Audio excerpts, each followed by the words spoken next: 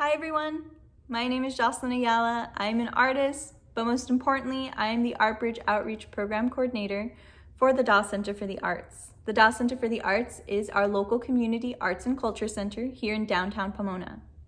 We are currently closed to the public, but we do have an online presence, and you can check us out at dawcenter.org or look us up on Instagram and Facebook. All right, today I'm going to walk us through creating our own vision boards of our neighborhoods and what we imagine they'll be like post-COVID. But first, as inspiration, I'm gonna take us on a brief walk around my neighborhood here in downtown Pomona. Let's get started. Welcome to Pomona. We're starting at the Downtown Pomona Metrolink station. It is on the Riverside line for all you train goers. It takes you right into the heart of downtown Pomona. As we walk on down this pathway, we're going to be looking at some cool features in the downtown area that I often walk by. Here we have Sean Diamond Plaza, where pre-COVID we had a lot of outdoor music and events. It is also where one of the most recognizable murals of Pomona resides. It is titled Pomona Envisions the Future. You can't visit our downtown area without noticing this beautiful mural. As we continue walking, we're going to go left, and you'll see a lot of community businesses. We're going to take a brief pause at the corner just so that I can point out that Pomona has two main walkways of its outdoor pedestrian mall. The Antique Row with a lot more amazing shops and restaurants, and the Arts Colony, where I spend most of my time and will be most of what you are seeing with me today. Let's zoom up the street now so that I can share with you one of my favorite city landmarks. This is the Fox Theater. The Fox Theater showed its first film in 1931. It is on the corner of Gary Avenue and 3rd Street. It was solely a mainstream film house until 1976 and has since evolved into a multi-use venue, from showing concerts to hosting wrestling matches. Some of the city's finest parties have been thrown at the Fox Theater. Alright, let's zoom down this way on 3rd Street. And you're going to notice that when you visit downtown Pomona, there's a lot of art all around us. Here we have the Daw Center for the Arts and City of Pomona's latest project, Barriers of Beauty, where local artists were able to paint one of these road barriers to help beautify our lovely city even more. You'll also notice that there's a lot of art in some unique spaces for the public to enjoy. One of those spaces is on the corner of Main and 3rd Street. Right now, there is a show for the public by Timis Laguna called You Are the Miracle, and it's hosted by 3rd Street Gallery. As we zoom around the corner, we're coming to my favorite space in the downtown area. That's the Daw Center for the Arts. The Daw Arts Center has been a nonprofit community arts and culture center since 1984. We strive for inclusive, accessible, and equitable arts and cultural experiences for our local community. Let's zoom again up the street, going by some more awesome stores and this long white wall that will soon host a brand new mural by East Low Streetscapers. I'm going to slow down and take a pause here to point out all of these art boards you see on the building across the way and on the right side posted to the fences. These are outdoor projects put on by the Alley Gallery to further promote local artists and bring more art to the public. As my walk is coming to an end, there are so many amazing locally owned businesses here and so much art to take in. I hope you get a chance to come visit us and enjoy the space as much as we do. Thank you for taking this walk with me, and I hope it's brought some inspiration for the project we're about to start.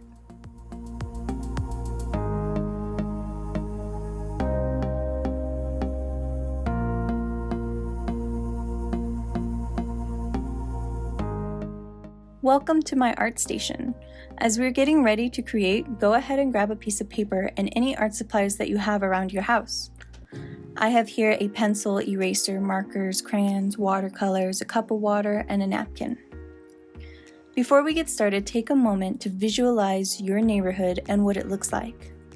The sidewalks, the trees and birds, the buildings. What are some of your favorite memories of your neighborhood? Now that you have your neighborhood in mind, try to pick out some of the more memorable parts of it, and let's reimagine them onto our paper. To start, I'm going to do a quick sketch of 5 chosen memories from my neighborhood walk. First, the beautiful pink tree outside the metro station.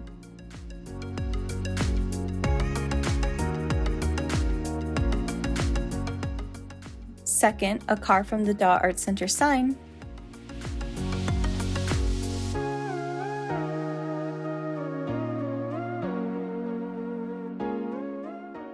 Third, the Sean Diamond Plaza venue area.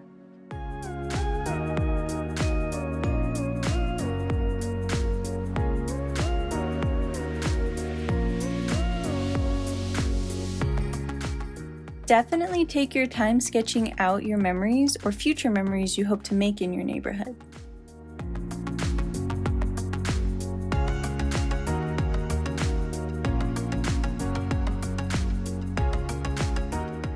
My fourth memory is the palm tree from 3rd Street.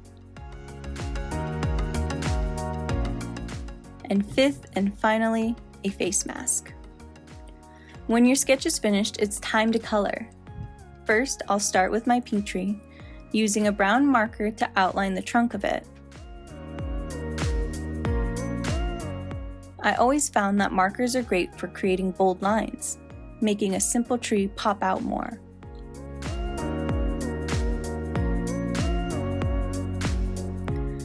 To make my tree look even more real, I'm going to add lines going in different directions. By doing this, I'm adding texture to my tree and making it look fuller.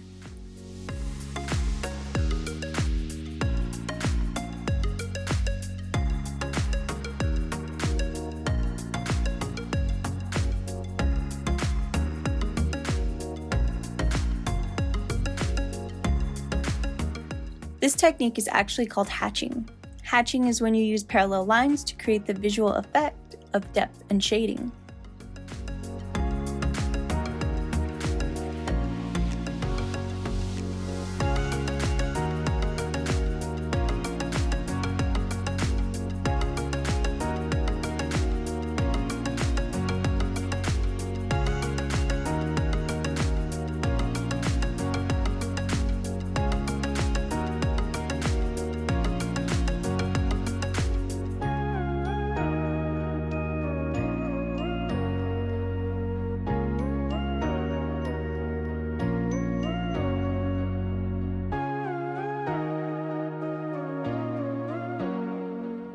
For the head of my tree, I'm going to show how far out my tree's flowers go by outlining these curved lines I made in my sketch.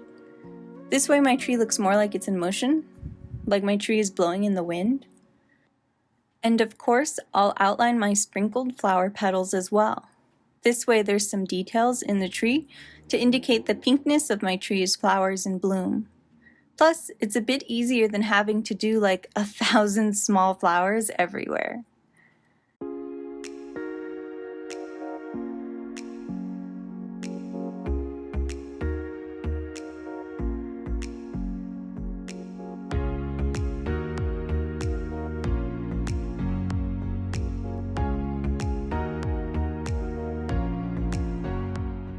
Once I've outlined everything with the marker, I'm going to take my eraser and erase the pencil for a cleaner look.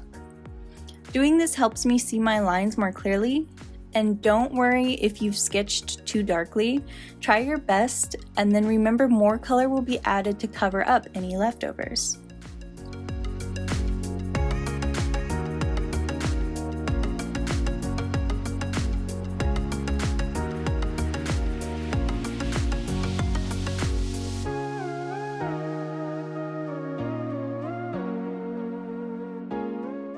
My favorite part comes next, and that's filling in with color.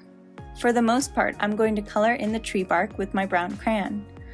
But a tree trunk has many different shades of colors in it, so I'm going to add in some red on one side of my tree's trunk and branches, just to get some deeper tones in there. And on the other side, I'm going to use orange to give it a brighter color like the sun is on that side of the tree. It's always good to think about where your light source is coming from, but on a free color like today, not necessary.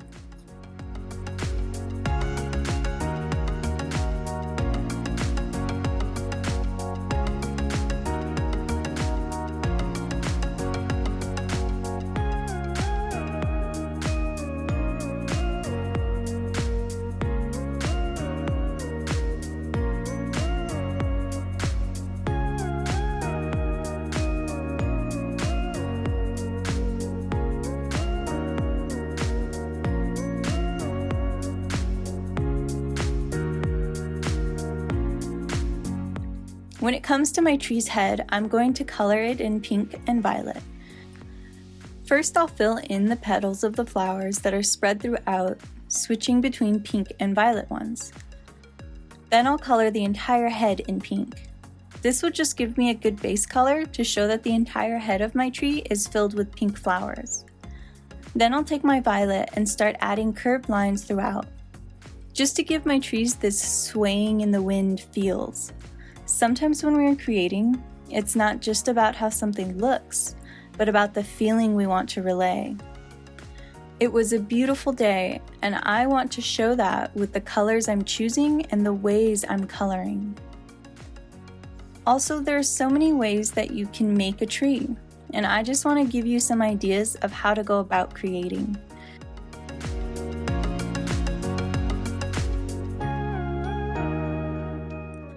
I'm going to move on to my next memory, the car. I'm going to do the same thing I did with my pink tree and outline my car in marker and then fill it in with crayon.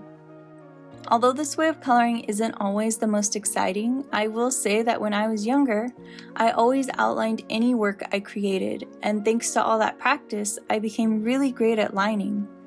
And in the art world, lining is very important. We see this all the time in cartoons or comics, where characters are outlined in certain colors, usually black, and this type of exercise can help us. Definitely find the time to play around with your markers, and look at all the different line widths it can make. You'll be surprised.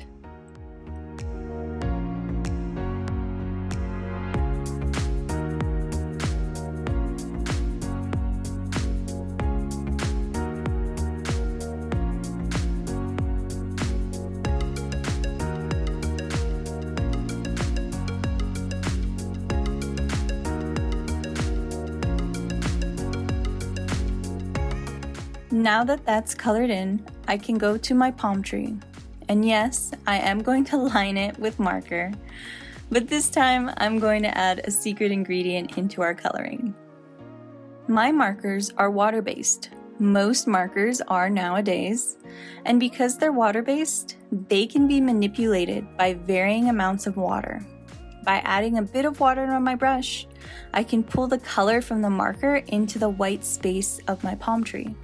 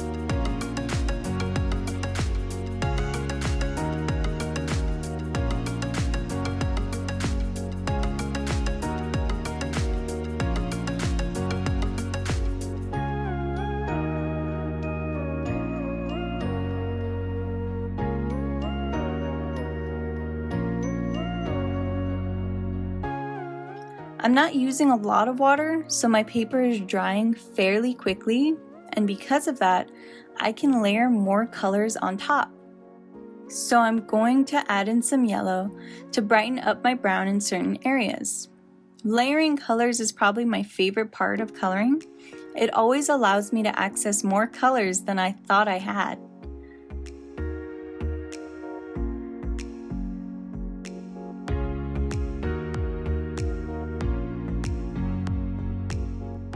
I'm going to do the same process with the palm tree leaves. Outline in green and add water to pull the color from the marker strokes to the white spaces in my leaves.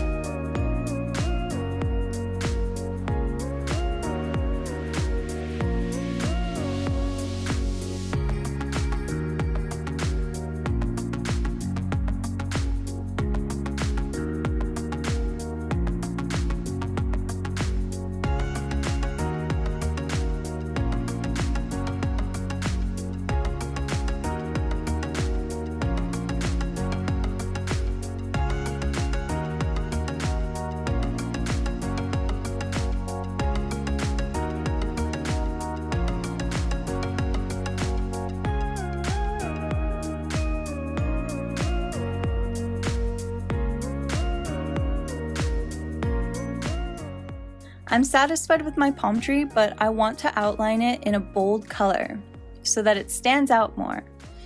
Palm trees have practically become synonymous with California now, and I really enjoy looking at them and all their glorious heights. Cool, I like that. Now I'm going to move on to my larger picture of the Sean Diamond Plaza venue area. If you haven't caught on by now, then this may shock you. I'm going to start with outlining with marker, but just the stage and benches this time. I have something special in mind for my music-loving people here. These cool dudes are going to be outlined in crayon from head to toe.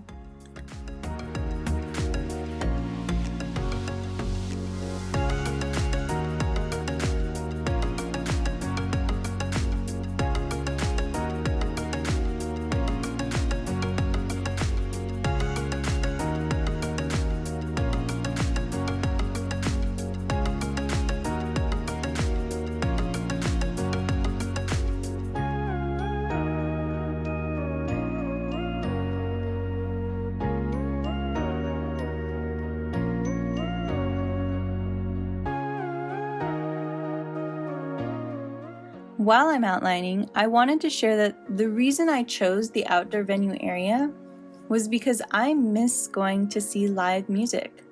I miss the energy of being surrounded by people who love the same musician or band that I do. I hope we can get back to these types of events very soon.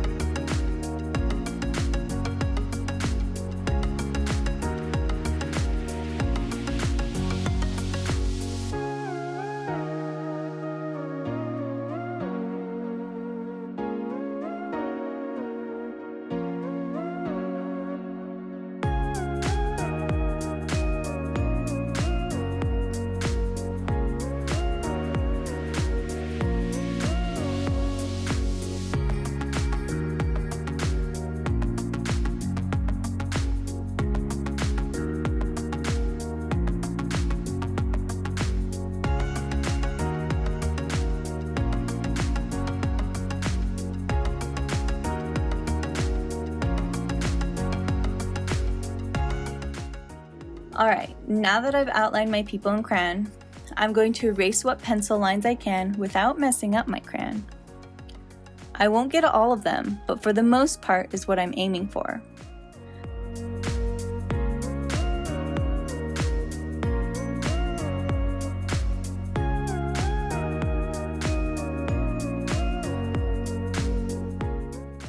With the pencil out of my way, I'm going to use my watercolors now to fill in my people.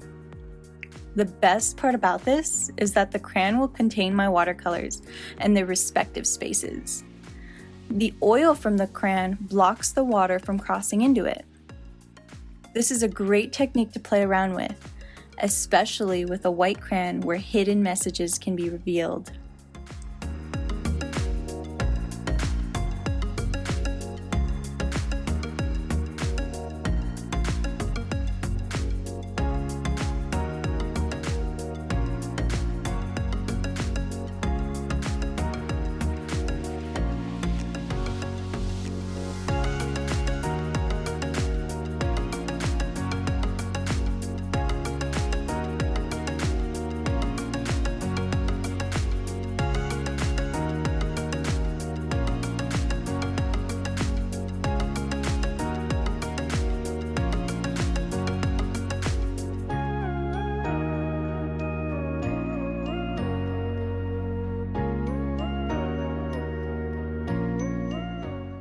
As I'm painting in my people, you'll notice that there are times when I put too much color and water on my brush and the color's just more overwhelming than I wanted it to be.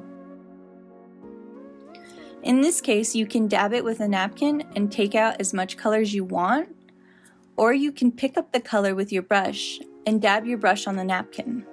I tend to pick up the color with my brush, dab it on my napkin, clean my brush, and repeat so that I can continue picking up and moving the color to find the shade I like best.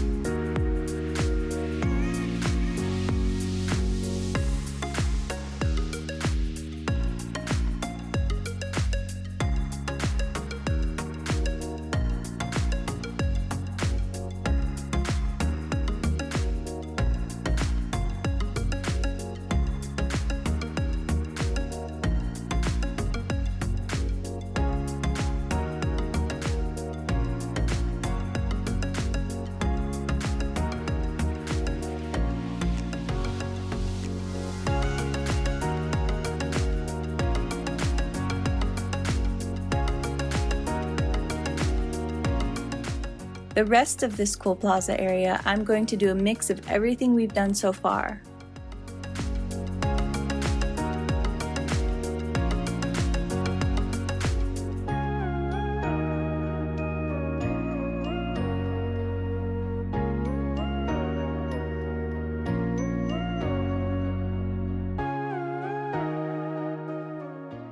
I want to fill in as much color as I can, but I also want to be careful I'm not getting too much water near my black outlines so that they don't smudge too much.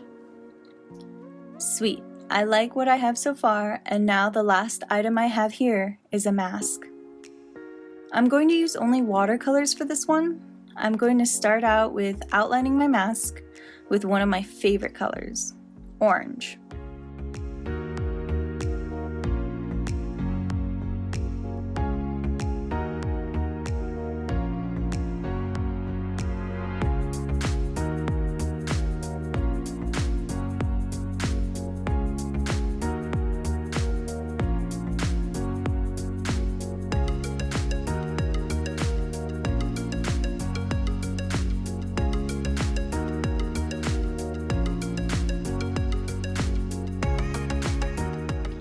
After my outline, I'm going to use the wet on wet technique to add more colors.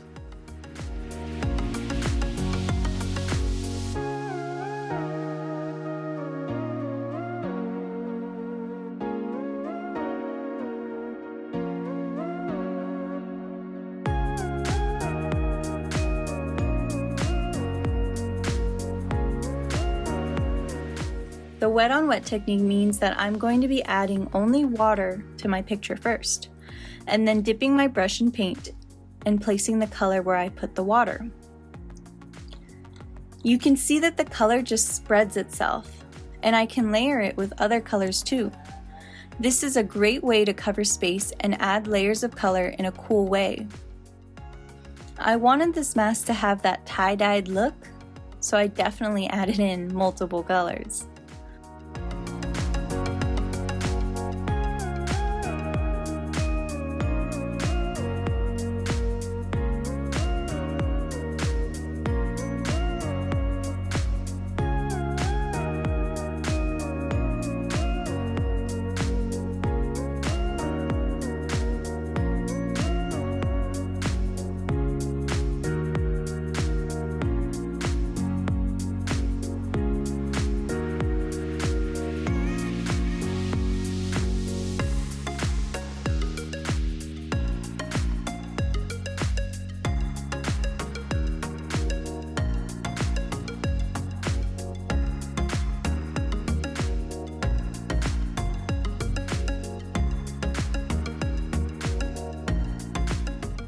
Masks have become a daily accessory for all of us to remain safe, so I wanted to add one here, just to remind myself that there is hope for a better tomorrow.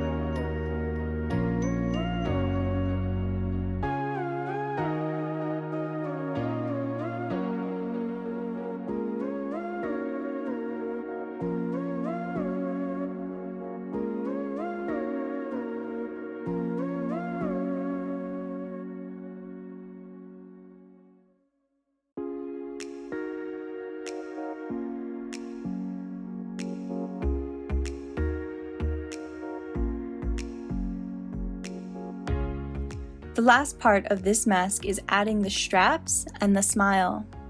The wet on wet technique takes a bit longer to dry, so make sure you're giving it enough time before adding a definitive detail like a smile on top of it. We don't want it to smudge.